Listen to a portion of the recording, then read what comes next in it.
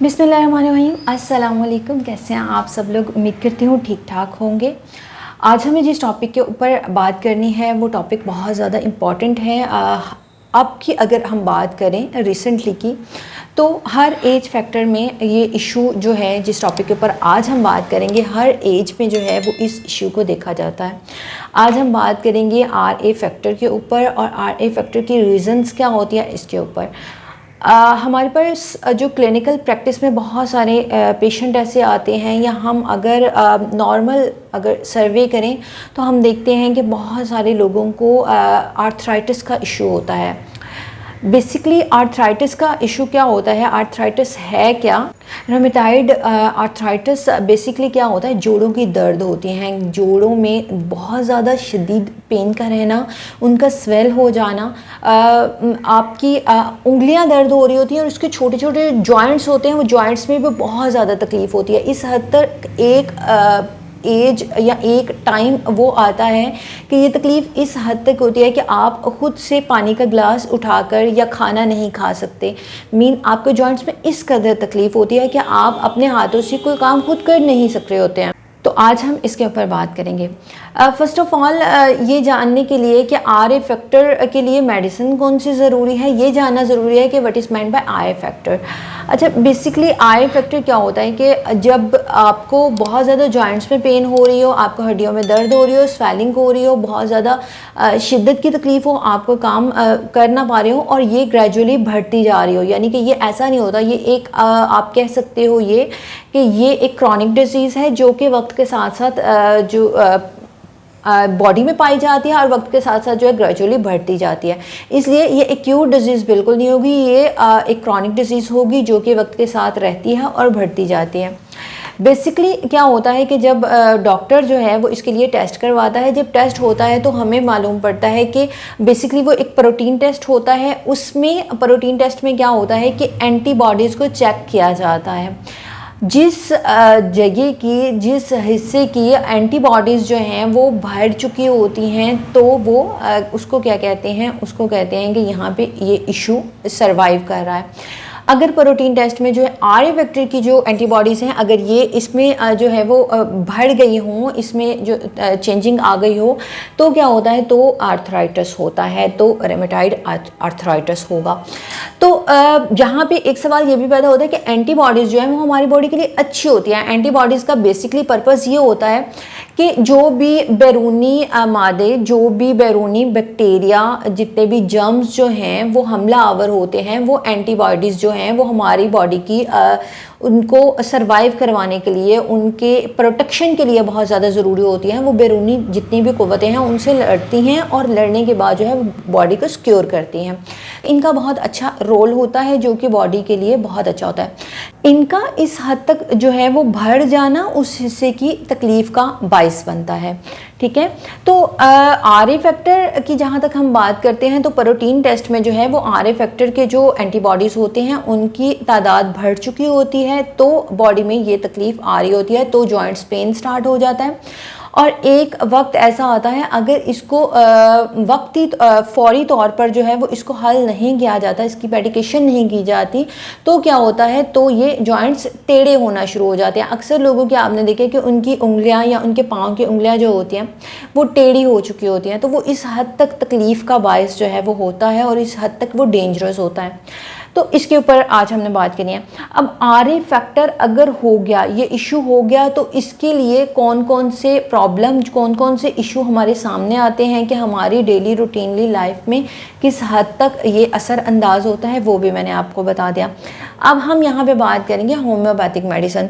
Homeopathic medicine को discuss करने से पहले मैं आपको ये ज़रूर बताना चाहूँगी कि मैं जो भी होम्योपैथिक मेडिसिन आपके साथ डिस्कस करती हूँ, जो भी होम्योपैथिक मेडिसिन बताती हूँ, वो क्या होता है, वो हमारी क्लिनिकल प्रैक्टिस का निचोड़ होता है। या जो भी हमारे पास हमारे से सीनियर जो डॉक्टर हज़रात होते हैं, जो हमसे बहुत सीनियर है, जो बहुत अरसे से प्रैक्टिस कर रहे होते हैं, उनकी जो एक मेडिकेशन होती है या जो उनका एक अपना एक्सपीरियंस होता है, उनको जानकर या मेरा अपना जो क्लिनिकल एक्सपीरियंस होता है, या जो पेशेंट हमारे पास उस प्रॉब्लम से रेलिवेंट आते हैं और हम ज़्यादातर उनको जो है वो जो मेडिसिन इस्तेमाल करवाते हैं या जिस मेडिसिन को रेफ़र करते हैं, उनको मैं आपके साथ वो मेडिसिन कोशिश करती हूँ कि आपके साथ भी उसको डिस्कस किया जाए, ताकि आपको जो है वो उसमें अपनी प्रॉब्लम को उसको सॉर्ट आउट करने में आसानी हो।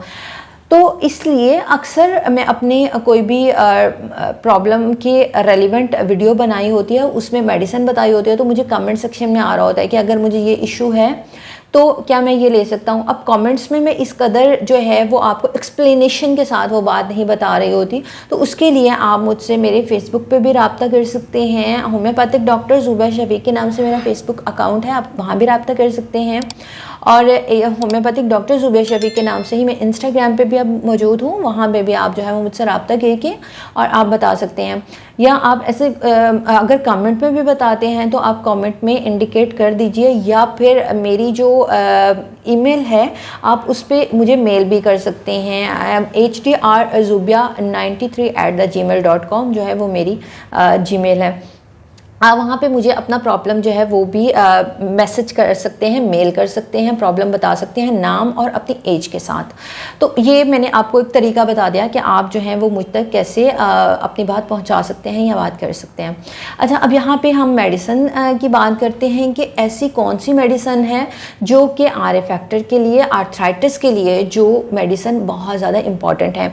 देखिए, हम आर्थराइटिस के लिए कोई भी आप मेडिसिन खाते हो, खासकर आप जब एलोपैथिक मेडिसिन खाते हो तो बहुत सारे आपको स्टीरॉयड दे दिए जाते हैं, बहुत सारी आपको पेन किलर दे दी जाती हैं।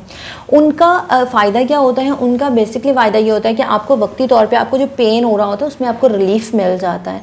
लेकिन होम्योपैथिक मेडिसिन जो मैं आपके साथ डिस्कस करने लगी हूँ, ये एक क्रॉनिक इशू को जो है वो ग्रेजुअली ठीक करना बहुत ज़्यादा बेहतर है। अगर आप इस मेडिसिन का इस्तेमाल करेंगे, आप देखेंगे कि आपको फ़ायदा हुआ, आप इसको ग्रेजुअली यूज़ करेंगे तो आप देखेंगे कि आपका ये प्रॉब्लम जो है वो हमेशा के लिए ख़त्म हो जाएगा। बेसिक हमारा ये नहीं होता है कि उस फौरी तौर पे दर्द को रिलीफ देना और उसके बाद वो दोबारा से वहीं पे वही चीज़ें चलना शुरू हो जाए। बेसिक ये होती है कि उस प्रॉब्लम की वजह को ख़त्म करना, उस कॉज को ख़त्म करना, और कॉज को ख़त्म करने के बाद उसके लिए हमेशा के लिए जो है वो रिलीफ मिल जाए। तो ये होम्योपैथिक मेडिसिन का मैंने आपको बता दिया है कि ये इसका जो है वो सारा एक सर्कल होता है कि ये किस तरीके से हमारे बॉडी से तमाम प्रॉब्लम, तमाम इश्यूज़ को ग्रेजुअली ख़त्म कर देती है। फर्स्ट मेडिसिन जो आप आर्थराइटिस के लिए इस्तेमाल कर सकते हैं वो है जी रेस्टॉक्स। रेस्टॉक्स आपने 200 की पोटेंसी में यूज़ करनी है। बेसिकली आपको जो भी इश्यूज़ ऐसे आ रहे हो जो कि मौसम के बदलने के साथ यहाँ पे आपके इस तरह के इश्यूज़ जो होते हैं जॉइंट से रेलिवेंट होते हैं, उसके लिए रेस्टॉक्स एक बहुत अच्छी रेमेडी है। आप इसको इस्तेमाल करेंगे, आप देखेंगे कि आपके ये इशू, आर्थराइटिस का जो इशू है, इसमें आपको 80 to 90% आपको फ़ायदा होगा।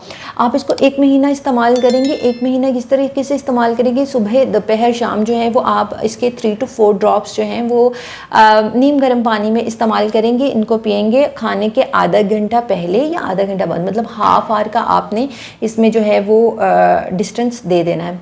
आप इसको इस्तेमाल करेंगे तो आप देखेंगे कि आपकी, क्योंकि आर्थराइटिस के लिए ये टॉप मेडिसिन में से एक मेडिसिन मानी जाती है रेस्टॉक्स, तो रेस्टॉक्स आप इस तरह से इस्तेमाल कर सकते हैं। सेकेंड मेडिसिन जो कि बहुत ज़्यादा फ़ायदेमंद होती है, जो कि मैं अपनी क्लिनिकल प्रैक्टिस में अक्सर इस्तेमाल भी करती हूँ, वो है स्टेलेरिया मीडिया। स्टेलेरिया मीडिया आपने किस पोटेंसी में इस्तेमाल करनी है, या आपको इस्तेमाल करनी है क्यू की पोटेंसी में। होम्योपैथिक मेडिसिन आप जब भी इस्तेमाल करते हो उसके लिए उसकी पोटेंसी को इंडिकेट करना बहुत ज़्यादा ज़रूरी होता है। आपको बहुत ज़्यादा लाजमी होता है कि आप उसको किस पोटेंसी में ले रहे हो, क्योंकि पोटेंसी जो है वो बहुत ज़्यादा मैटर करती है आपकी बीमारी के ठीक होने पे। इसलिए पोटेंसी जो है वो उसका ख्याल लाजमी तौर पे रखा कीजिए। फर्स्ट मेडिसिन जो है वो हमने रेस्टॉक्स लेनी है 200 की पोटेंसी में। सेकेंड मेडिसिन स्टेलेरिया मीडिया, ये क्यू की पोटेंसी में लेंगे। आप इसको कैसे इस्तेमाल करेंगे? आप इसको सुबह शाम जो है वो इसके 10 ड्रॉप्स इस्तेमाल करेंगे, वो भी नीम गर्म पानी में आप इसको यूज़ कर सकते हैं। 15 से 20 दिन इस्तेमाल करेंगे। अगर आपको लगेगा कि आपके इशू में, आपकी आर्थराइटिस के प्रॉब्लम में जो है वो आपको 0.1% भी अगर फ़र्क महसूस हुआ तो आप इसको कंटिन्यू करेंगे। आप इसको 3 to 4 मंथ जो है वो कंटिन्यूसली लेंगे और आप देखेंगे कि आपकी ये प्रॉब्लम, ये इशू जो है ये 100% ठीक हो जाएगा। उम्मीद करती हूँ कि आज की वीडियो में मैंने आपसे जो पॉइंट डिस्कस किए हैं, आर्थराइटिस के हवाले से मैंने जो मेडिसिन डिस्कस किया है या फिर जो भी इसके पॉइंट डिस्कस किए हैं, आपको इसकी समझ आ गई होगी। अगर भी कोई क्वेश्चन हो या किसी और चीज़ से रेलिवेंट आप मुझसे बात करना चाहते या किसी और इशू या किसी और प्रॉब्लम, किसी और बीमारी के हवाले से जो है आप मुझसे कंसल्टेंसी लेना चाहते हो, तो आप मुझे मैसेज कर सकते हैं, मेरे पेज पे मुझसे कांटेक्ट कर सकते हैं, इंस्टाग्राम पे कर सकते हैं, या फिर मेरी जीमेल के ऊपर जो है वो आप मुझे मेल कर सकते हैं। अपना बहुत सारा ख्याल रखिएगा, दुआ में याद रखिएगा। आपसे नेक्स्ट वीडियो में मुलाकात होगी, तब तक के लिए अल्लाह हाफ़िज़।